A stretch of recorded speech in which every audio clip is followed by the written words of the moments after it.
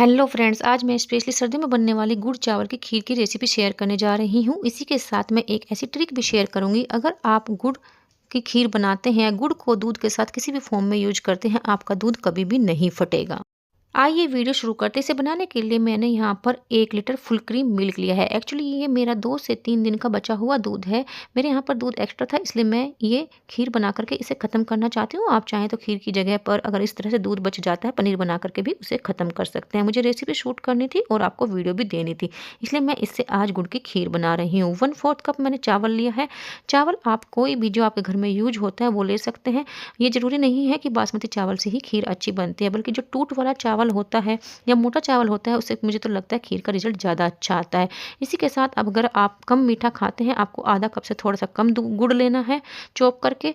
और अगर आप तेज मीठा खाते हैं, आपको पूरा अच्छे से भर करके आधा कप 1 लीटर दूध के लिए गुड़ लेना है। थोड़ा सा गुड़ का क्वांटिटी इस बात पर भी डिपेंड करता है कि आपका गुड़ कितना मीठा है। कई बार गुड़ में मिठास की बजाय थोड़ी सी खटास होती है, ऐसे में हो सकता है कि आपके गुड़ की क्वांटिटी थोड़ी ज़्यादा लगे।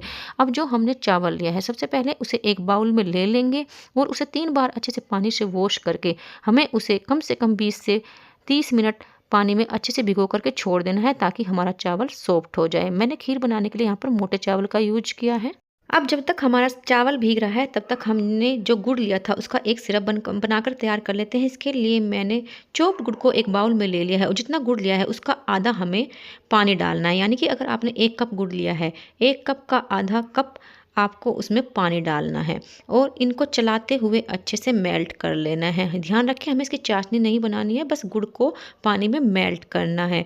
और हमेशा कोशिश करें आप जब भी गुड़ को मेल्ट करें उसे बारीक पीस में चॉप करके लें, ताकि आपका काम जल्दी से हो जाए। और ज़रूरत पड़े तो आप इसे एक चम्मच की हेल्प से मैं हल्का सा प्रेस भी कर सकते हैं, इससे गुड़ जल्दी मेल्ट हो जाता है। और आपको इसे बीच में ऐसे ही नहीं छोड़ देना है मेल्ट होने के लिए, बल्कि इसे बीच बीच में चलाते भी रहना है, अदरवाइज ये नीचे लग जाएगा। क्योंकि बाउल बड़ा है और गुड़ की क्वांटिटी हमारी कम है, इसलिए इसके नीचे लगने के चांस बहुत ज़्यादा है। और गुड़ को हमेशा स्लो टू मीडियम फ्लेम पर ही मेल्ट करना है। ये देखिए, गुड़ मेरा अच्छे से पानी में मेल्ट हो चुका है। बीच में आपको थोड़े से चंक्स दिखाई दे रहे होंगे, वो आप अपने आप ही गर्म पानी में मेल्ट हो जाएंगे। मैं गैस को बंद कर दूंगी, मैं इसे बीच में 1-2 बार चला दूंगी और ये जो छोटे छोटे चंक्स दिखाई दे रहे हैं, ये अपने आप ही इसमें मेल्ट हो जाएंगे। ये देखिए, हमारा गुड़ का सिरप भी बनकर के तैयार हो चुका है। अब देखते हैं चावल हमारे भीग करके तैयार हुए हैं या नहीं। इसके लिए हमने जो चावलों में एक्स्ट्रा पानी डाला है, वो सबसे पहले उसको निकाल देंगे और चावलों को हम उंगली के बीच में प्रेस करके देखेंगे। देखिए, ये चावल को भीगे हुए 20 से 25 मिनट हो चुके हैं और जैसे ही मैं हाथ में लेकर के थंब की हेल्प से इसे प्रेस कर रही हूँ, चावल मेरा बिल्कुल चूरा हो जा रहा है, यानी कि चावल अच्छे से भीग चुका है। अब मैंने हाई फ्लेम पर जो हमने 1 लीटर दूध लिया था उसको गर्म होने के लिए रख दिया है और साथ में ही हम इसमें चावल को भी डाल देंगे। अब हमें एक इस तरह की गोल कड़छी लेनी है, जैसे कि वीडियो में दिखाई जा रहा है। जब भी आप कोई खीर बनाएं, कोशिश करें इसी तरह की कड़छी आपको लेनी है इसे चलाने के लिए, इससे खीर अच्छी बनती है। और अब हमें इसको चलाते हुए बीच बीच में एक कंटिन्यू हो चलाने की ज़रूरत नहीं है, बल्कि बीच बीच में चलाना है।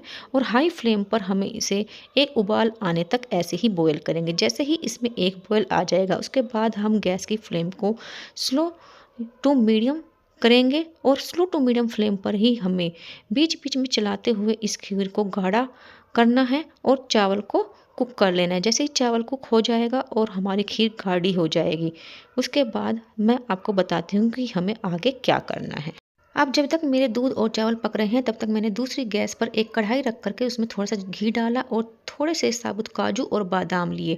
मैं जनरली जब खीर बनाती हूँ और उसमें ड्राई फ्रूट्स डालती हूँ, तो उनको साबुत ही फ्राई कर लेती हूँ। इससे क्या होता है कि इनके जलने के चांस कम हो जाते हैं। जैसे ही इनका कलर चेंज हो, मैंने इनको बाहर निकाल लिया है और अब मैं इन्हें ठंडा करके इन्हें बारीक चॉप कर लूँगी और इनको हम खीर में डालने के लिए यूज करेंगे। इधर देखिए, दूसरी गैस पर मेरी खीर भी गाढ़ी हो रही है।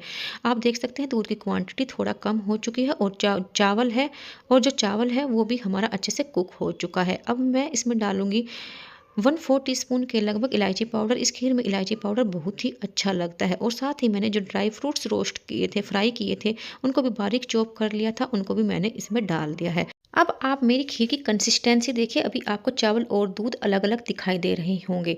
अगर मैं आप इसको ऐसे ही छोड़ दूँ, कम से कम 5 से 7 मिनट अभी इसे कुक होने में और लगेंगे।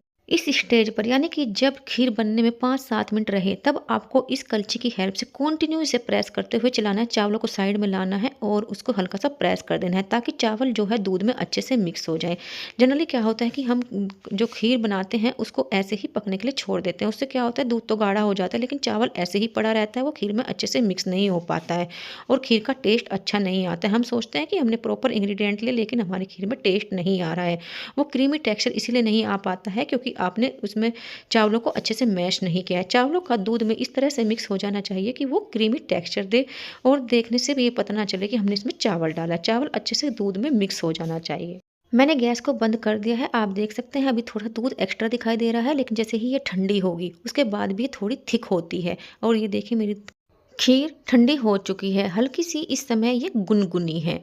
अब जो हमने गुड़ का सिरप बनाया था वो भी ठंडा हो चुका है और हमारी खीर भी ठंडी है। इस स्टेज पर हमें इसमें गुड़ का सिरप मिक्स करना है। ध्यान रखें गुड़ के सिरप को आपको थोड़ा थोड़ा करके मिक्स करना है ताकि जो मिठास है आप अपने टेस्ट के अकॉर्डिंग उसे एडजस्ट कर सके। अगर आपको कम लगता है तो आप थोड़ा सा और बना लीजिएगा और अगर आपको ज़्यादा लगता है आप उसे रोक करके चाय वगैरह बनाने के लिए यूज कर सकते हैं। इसे मिक्स करते जाएंगे और देखिए हमारी कैरेमलाइज बढ़िया सी गुड़ की खीर बन करके तैयार हो चुकी है। इस तरह से आप किसी भी गुड़ से, आपका चाहे केमिकल वाला गुड़ हो या प्योर गुड़ हो, आप उससे अगर खीर बनाते हैं आपके गुड़ की खीर कभी भी नहीं फटेगी। मेरा ये केमिकल फ्री घर का बना हुआ गुड़ है। अगर मैं इसे गरम गरम में भी आपको डाल करके दिखाती मेरी खीर नहीं फटती, मुझे पता है। लेकिन मैंने आज वो ट्रिक शेयर की है ताकि आप किसी मेट्रो सिटी में रहते हैं और आप मार्केट से गुड़ लाते हैं उसमें केमिकल्स है या किसी रीज़न से आप गुड़ को दूध में यूज नहीं कर पाते हैं, वो ट्रिक मैंने आपसे शेयर की है। आप इस तरह से अगर गुड़ को दूध में मिक्स करते हैं आपकी खीर अच्छी बनेगी और ये कभी भी नहीं फटेगी। अब चाहें तो आप इस स्टेज पर अगर गरम खीर खाना चाहते हैं थोड़ा सा गरम भी कर सकते हैं, तब भी आपकी खीर नहीं फटेगी। अब इसे एक सर्विंग बाउल में लेना है और ऊपर से पिस्ता से गार्निश करके आप इसे सर्व कर सकते हैं। Thanks for watching, bye bye.